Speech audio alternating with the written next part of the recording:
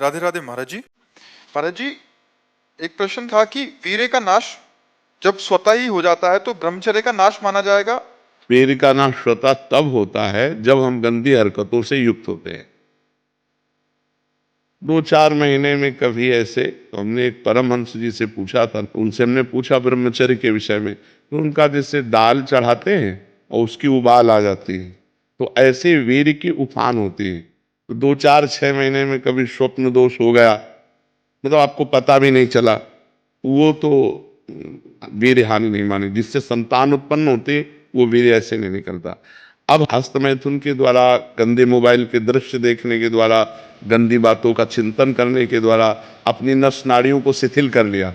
अब स्वप्न में गंदा स्वप्न देखा, निकल गया, वो पूरा वैसे ही है। मेरा ये बात है कि जैसे बिना इस क्रिया के या बिना विचार के भी हो या बिना दृश्य देखे, तो पहले से आपने गंदी हरकत की, ऐसा हो ही नहीं। पहले मतलब बहुत सरगत 1000-2000 वर्ष के हो क्या? अरे 18-20 के हो गए, 18-20-24 नौजवान बच्चे कह रहे हो पूर्व काल में ऐसा कहे। बच्चा क्या है कि जब ये बहुत गलत प्रक्रिया है जो अब हमें बार बार गंदी बातें बोलने में मतलब, पर हम इसलिए खुल के बोलते हैं कि हमारे नौजवान भाई इसको समझें। ये जो हस्त मैथुन है, ये ऐसी गलत प्रक्रिया है कि हमारे गुप्तेंद्री की नस नाड़ियों को इतना शिथिल कर देता है कि जरा सी गंदी बात चिंतन मात्र से वीर्यपात होने लगता है, या जरा सा स्पर्श मात्र से वीर्यपात होने लगता है। गंदी भावना से युक्त हुई आप आवा, जहां भाव आपके अंदर काम भाव है, वो मतलब गृहस्थी लायक नहीं रह जाता। अब जैसे पूर्व में ऐसा घर्षण किया, अब जैसे उसका अभ्यास बन गया, तो अब उसके दो ही उपाय हैं।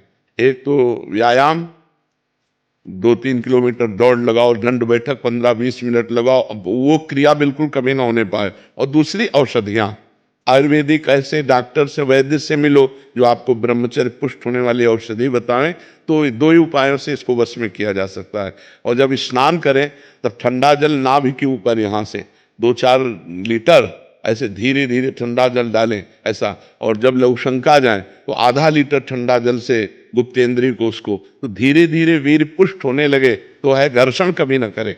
अगर हस्तमैथुन का घर्षण करेगा भूल से भी, तो फिर ठीक होने वाला नहीं। और ये इतना बुरा है कि अगर शुरू हो गया तो उठने लायक भी नहीं रखता। तो अभी तो नए बच्चे सुधार हो सकता है, 2-3 किलोमीटर दौड़ लगाओ, ठंडा जल।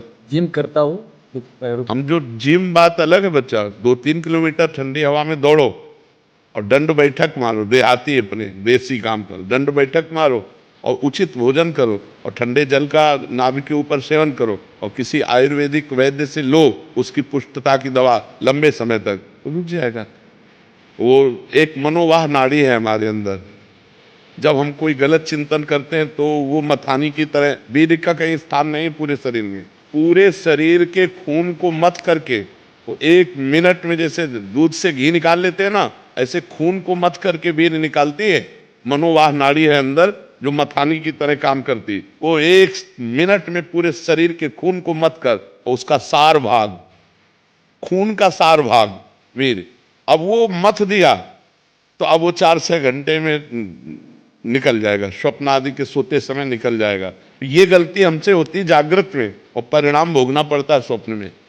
वो मनोवार नाड़ी ने अगर मथ दिया, जैसे आप कामुक हो गए, अब उसने काम कर दिया, अब वो निकल जाएगा। अब आपका, आप कुछ करो या ना करो, वो अपने आप निकल। इसीलिए तो चिंतन संभालने के लिए हम कह रहे हैं राधा राधा नाम जप करो, भगवत चिंतन करो, गंदी बातें देखो मत मोबाइल से। देखते हो मोबाइल से आपसे जुड़े न, तो कितने महीनों से चिंतन भी नहीं हो रहा, हाँ, वो पूर्वाभ्यास, चूंकि फिर भी ये हो रहा। पूर्वाभ्यास जो है ना, तो अब 2 काम कर लो आप, एक व्यायाम और दूसरा हमने जो बताया डॉक्टर से मिलो।